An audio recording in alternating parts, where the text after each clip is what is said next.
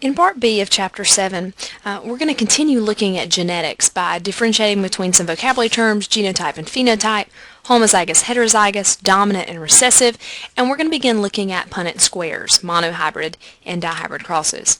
So when we talk about genetics, we always have to refer to Gregor Mendel. Gregor Mendel is considered to be the father of genetics, and the reason that he's considered to be the father of genetics is because he was the first genetic scientist, and what was so amazing about what he did was he was able to accurately describe simple rules of inheritance way back when that we now consider to be true today. The way that he did this was he did some very simple controlled experiments, mating between pea plants, and as he mated these pea plants he looked at single genes and he looked at the different alleles that they had. And again, based on what his experiments concluded, he was able to come up with, first off, some terminology that we still use and some laws that govern genetics. So some of the vocabulary words that he used with these pea plants was he used the term phenotype and genotype. Phenotype describes the physical characteristics of an individual. So if we're describing your phenotype, we would say you're tall or you're short, you're blue-eyed or brown-eyed, they have white fur or black fur, okay, long ears or short ears.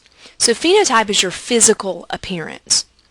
The other term that we use here, genotype, does not describe the physical traits, but your genetic composition. So what genotype does is it describes the alleles. Now remember, alleles are the different forms of a gene. So if we're talking about hair color, the alleles would be like brown hair or blonde hair. Genotype describes the genetic composition of those alleles. And so when we do a genotype, we use certain terms to describe those alleles. The terms are homozygous or heterozygous. Homo means same. So if we describe your alleles as being homozygous, we're saying that those two alleles that you receive from your parents are the same. So when we write them, you would see either two capital R's or two lowercase r's. Both of these would be homozygous because it's the same allele. Heterozygous, on the other hand, means different. So if we described your genotype as being heterozygous, we would say that you carry two different alleles for the gene. And so you'd notice here there's a capital R and a lowercase r. This would be heterozygous. Now, what we're describing here with phenotype and genotype is we're actually describing dominant and recessive alleles. So let's talk about these two terms for a second. A dominant allele is always written with a capital letter.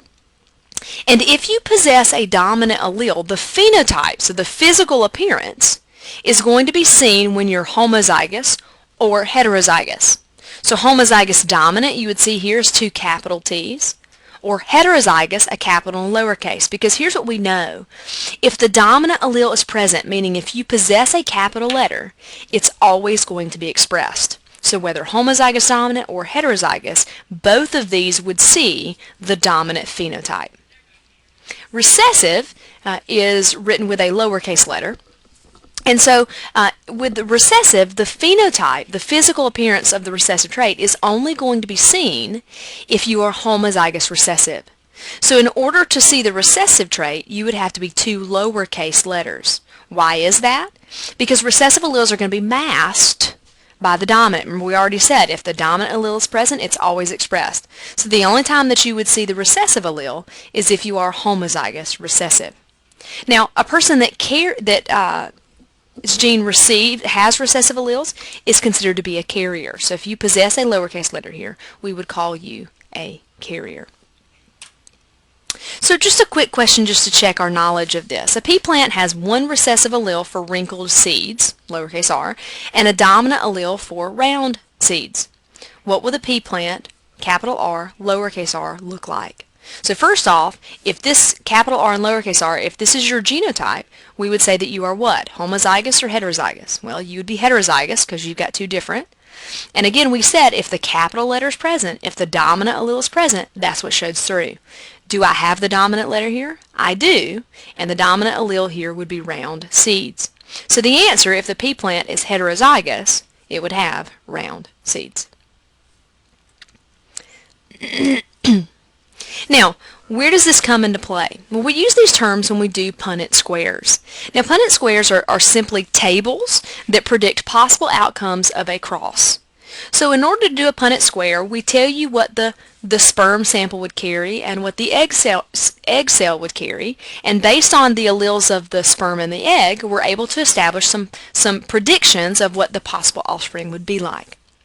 Now, a couple things to note about a Punnett square. First off, when we set up our Punnett square, the sperm sample, or the father, his alleles always go on the left side of the Punnett square, and the egg cell alleles, or the mother alleles, always go on top.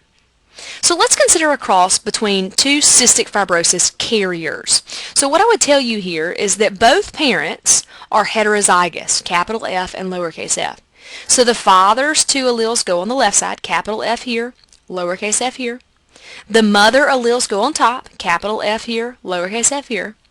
And then when you cross them for each box, all you simply do is you bring the letters over and you bring the letters down. So in this first box, we bring the capital F over from the sperm cell, and we bring this capital F down from the egg cell.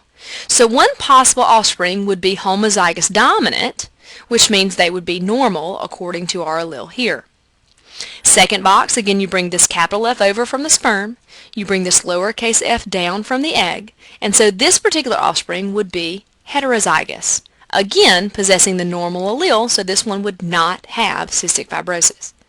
Down at the bottom, you bring this little f over from the sperm, capital F down, we write the capital letter always first, so again heterozygous, not having cystic fibrosis.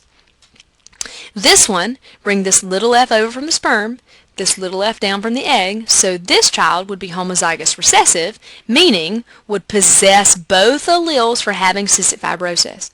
So according to this Punnett square, we're able to see that there's a 25% chance that a child will not have cystic fibrosis at all.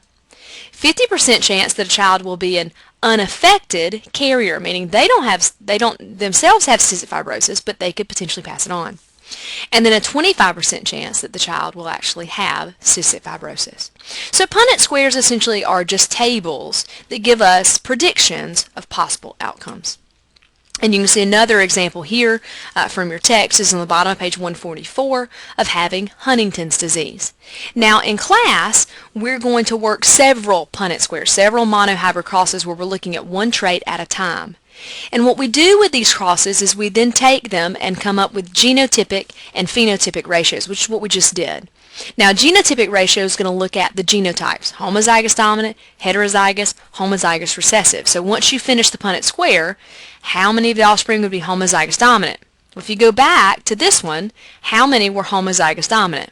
1, or 25%. How many were heterozygous? Well, you can see there's 1 here, 1 here. So 2 being heterozygous, or 50%. How many homozygous recessive? Well, there's 1 here, or 25%. Phenotypic ratio describes their physical appearance. So how many showing the dominant trait versus how many showing the recessive trait? Well, there's 1, 2, 3 showing the dominant trait, or 75%. 1 showing the recessive trait, or 25%. Now, we will work a lot more of these in class to give us a better idea of how to do these monohybrid crosses.